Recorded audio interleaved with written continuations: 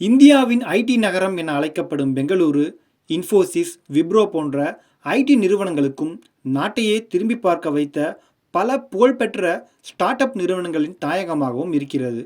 இப்படி ஐடி மற்றும் டிஜிட்டல் சேவை வளர்ச்சிக்கு அடித்தளமாக இருக்கும் பெங்களூரு நகரம் எதிர்கொள்ளும் தண்ணீர் பிரச்சனை தற்போது நாட்டு மக்களின் முக்கிய விவாத பொருளாக மாறியுள்ளது. பெங்களூருவில் சுமார் 8 முக்கிய பகுதிகள் கடுமையான தண்ணீர் பஞ்சத்தால் திணறி வருகிறது. பல்வேறு பகுதிகளில் குடிநீருக்கு பெரும் தட்டுப்பாடு நிலவி வருகிறது. இந்த நிலையில் பெங்களூர் நிறுவனங்கள் ஊழியர்கள் தரப்பில் இருந்து வரும் கோரிக்கை காரணமாக தற்போது அடுத்தடுத்த முக்கிய அறிவிப்புகளை வெளியிட்டு அதிர்ச்சியை கிளப்பி வருகிறது. குக்கு எஃப்எம் இணை நிறுவனர் மற்றும் தலைமைச் செயல் அதிகாரி லால்சன் பிசு கூறுகையில், தண்ணீர் பற்றாக்குறை காரணமாக ஊழியர்கள் அலுவலகத்திற்கு வர மறுப்பதால் நிறுவனங்கள் மீண்டும் ரிமோட் ஒர்க்கிங் முறைக்கு மாறுகின்றன. இதனால் திடீர் மாற்றத்திற்கு ஏற்ப செயல்பாடுகளை மாற்றியமைக்க வேண்டியிருப்பதால் நிறுவனங்களின் இயக்கம் பாதிக்கப்படுகிறது என்று தெரிவித்தார். இதேபோல் மேட்ரிமோனி.com நிறுவனர் மற்றும் தலைமைச் செயல் அதிகாரி முருகவேல் ஜானகிராமன் கூறுகையில், கட்டாய நீர் சேகரிப்பு முறையை ஒவ்வொரு கட்டிடங்களும் நிறுவ வேண்டுமென முன்மொழிந்தார்.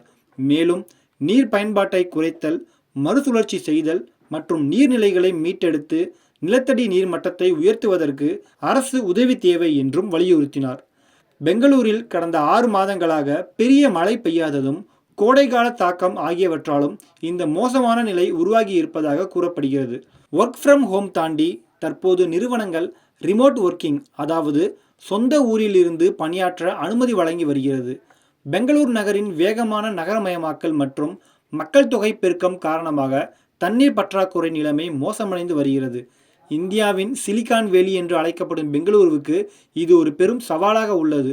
கட்டாய நீர் சேகரிப்பு மற்றும் நிலத்தடி நீர் மட்டத்தை உயர்த்துதல் போன்ற உடனடி மற்றும் நீண்டகால நடவடிக்கைகள் அவசியம் என தொழில்துறை நிபுணர்கள் வலியுறுத்துகின்றனர். இந்த தண்ணீர் பிரச்சனை ஐடி அலுவலகங்கள் மற்றும் டெக் பார்க் செயல்பாட்டையும் பாதிக்கிறது. இதனால் வேலைவாய்ப்பு சந்தை முதல் ரியல் எஸ்டேட் சந்தை வரையில் அதிகப்படியான பாதிப்புகள் அடுத்தடுத்து உருவாகி வருகிறது.